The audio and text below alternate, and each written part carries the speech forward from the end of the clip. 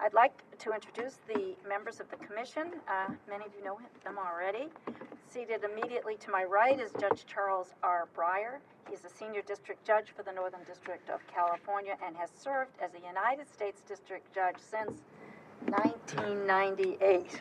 He joined the commission in 2013 and is vice chair. To my immediate left is Dabney Friedrich, who has served on the commission since 2006. Immediately prior to her appointment to the commission, Commissioner Friedrich served as Associate Counsel at the White House. She was counsel to Chairman Orrin Hatch of the United States Senate Judiciary Committee, and as an Assistant United States Attorney, first for the Southern District of California and then for the Eastern District of Virginia. Next is, I guess over this way, Rachel Barco, who also joined the commission in 2013.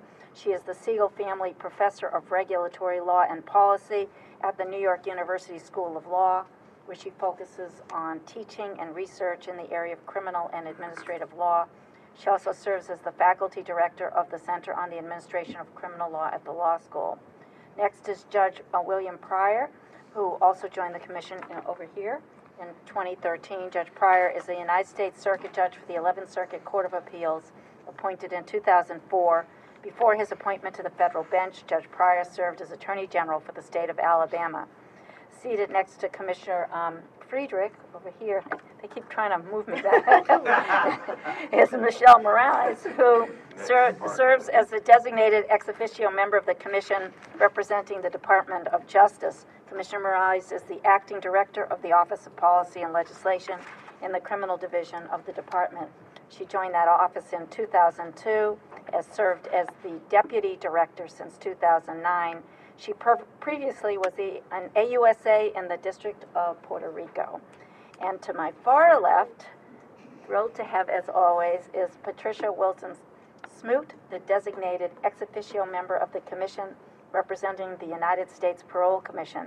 Commissioner Smoot was nominated to the Parole Commission by President Obama and confirmed by the U.S. Senate on September 16, 2010. She was designated as chair of the Parole Commission effective May 29, 2015. Immediately before joining the Parole Commission, she served as the Deputy State Attorney for Prince George's County, Maryland.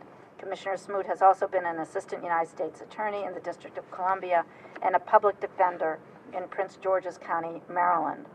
So, with our final meeting in December, as many of you know, the Commission will end the year with a number of transitions and vacancies. But there are many important issues still pending before the Commission, and it is my hope that the Commission will continue to have a quorum as we move forward. So I am at this point calling the meeting to order. The first order of business is to adopt the public meeting minutes. Is there a motion to do so? I so move. Second. All right, all in favor? Aye. Any opposed? All right. So the next item is my report. And just to update you on our report, I'd like to highlight our career offender report. We have continued our research and analysis of criminal cases and published several reports. And as I mentioned, I'm going to highlight the one on career offender sentencing enhancements. Building upon a multi-year analysis, the report analyzed career offenders' prior criminal history, incarceration terms, and recidivism rates. The Commission's research revealed that there are important differences between violent career offenders and those engaged only in drug trafficking. I'd like to mention a few of our key findings. Compared to offenders who have only engaged in drug trafficking, violent career offenders generally had a more serious and extensive criminal history, recidivated at a higher rate, and were more likely to commit another violent offense in the future. The career offender provision, however, has the greatest impact on drug trafficking offenders because they often face higher statutory maximum penalties, and the Career Offender Directive requires the Commission to set their guideline penalties at or near the statutory maximum. That's by statute. Commission research indicates that career offenders whose qualifying conduct is limited to drug trafficking are not meaningfully different from other federal drug traffickers and should not categorically be subject to the significant increases in penalties required by the Career Offender Directive. For these and other reasons, the Commission concluded that the Career Offender Directive should be amended to differentiate between career offenders with different types of criminal records and is best focused on those offenders who have committed at least one crime of violence. We hope Congress will consider these recommendations as well as others that we have made, as career offenders now account for more than 11% of the total Bureau of Prisons population.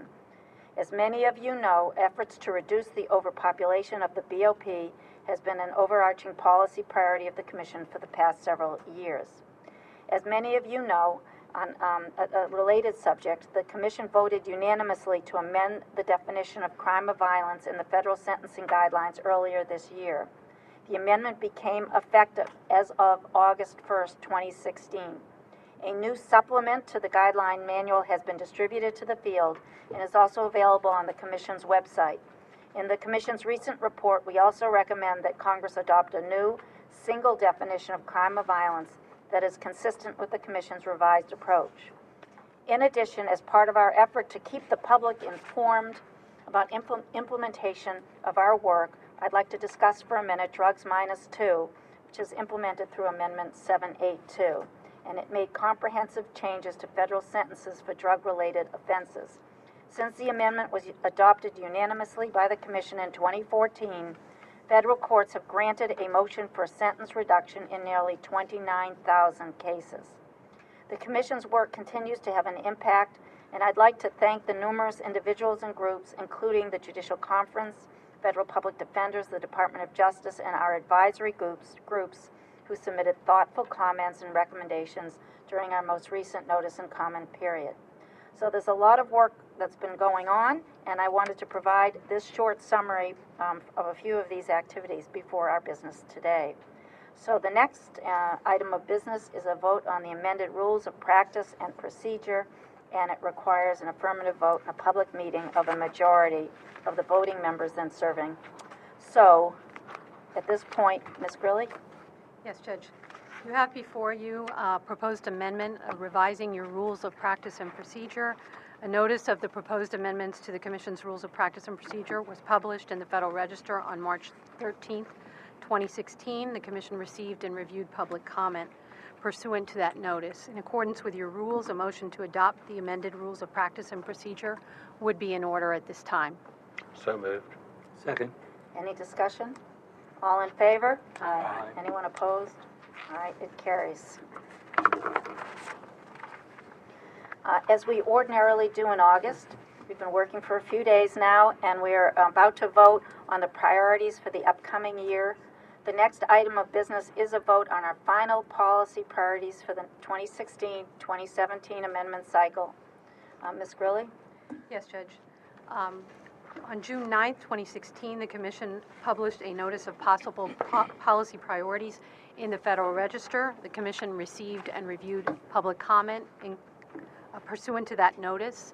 A motion to adopt and publish in the Federal Register the final notice of policy priorities for the Commission's 2016-2017 amendment cycle would be in order at this time. So moved. Second. Any discussion? All in favor? Aye. Any opposed?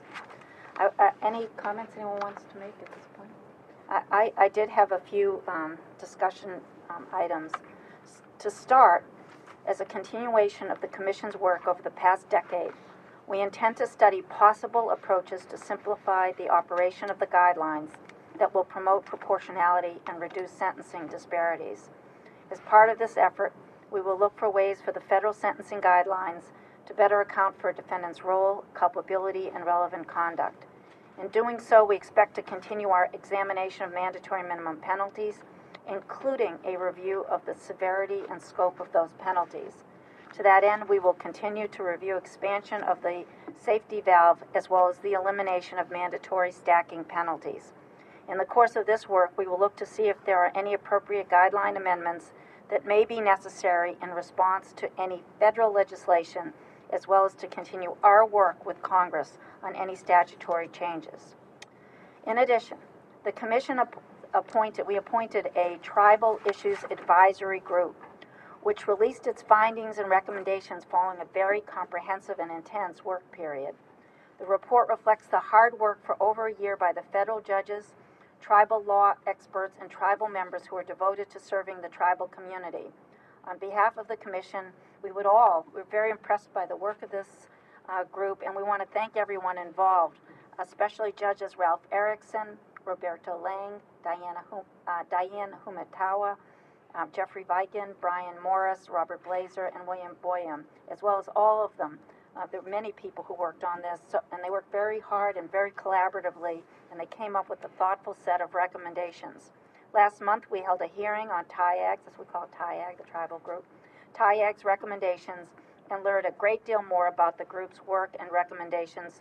That we appreciate the contributions of the TIAG to our ongoing discussions, especially regarding the importance of data collection on and how tribal court convictions should be considered in the criminal history portion of the Guidelines Manual. Building upon the recommendations from the Tribal Issues Advisory Group, the Commission will also examine the treatment of all youthful offenders in light of the evolving case law and scientific research relating to adolescent brain development.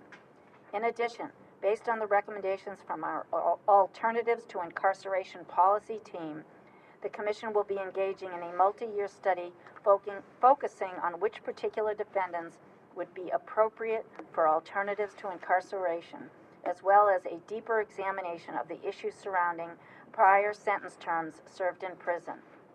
The Commission will also expand its study of certain illegal drugs, including MDMA, ecstasy, synthetic cannabinoids, some of these are new to me, so we'll be learning a lot, JWH 018 and AM 2201, and synthetic cathinones such as methadone, which I do see up in Boston, MDPV, and mephedrone, as part of ongoing efforts to ensure, maybe I'll learn how to pronounce some of them too, as part of ongoing efforts to ensure that the federal sentencing guidelines are current.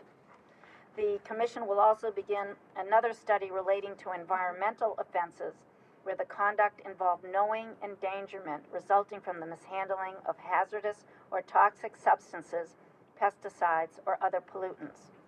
Finally, I would like to take a few minutes to address the Bipartisan Budget Act of 2015. This act passed in November 2015 after the Commission's amendment cycle had already commenced.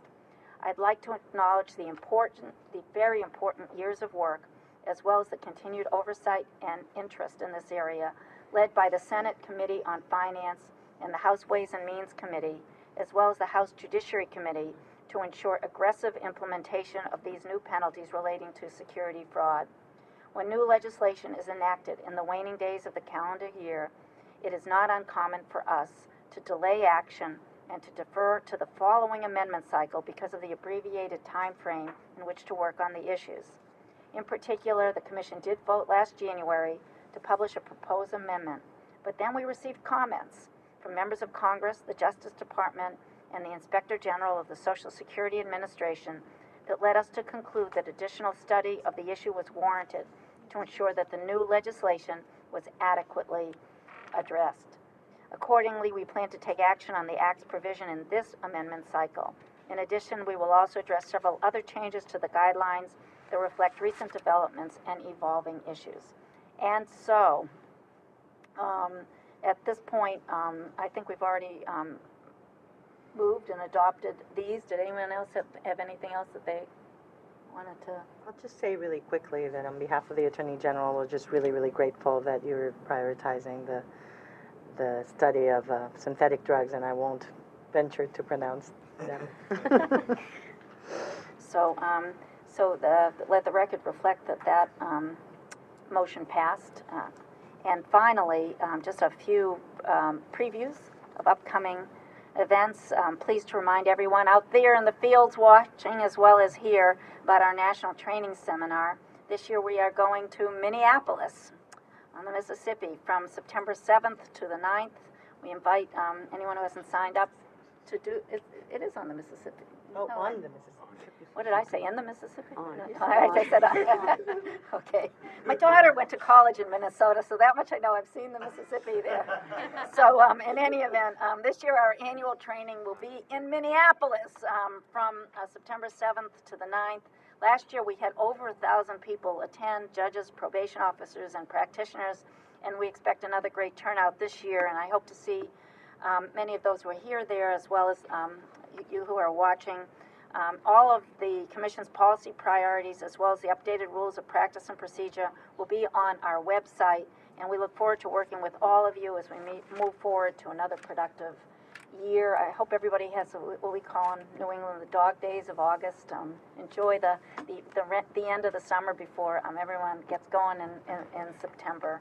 Is there any other business I here? move that we adjourn. Second. All right. I think we get consensus as always. All in favor? Aye. Anyone opposed? Thank you very much. Enjoy the summer.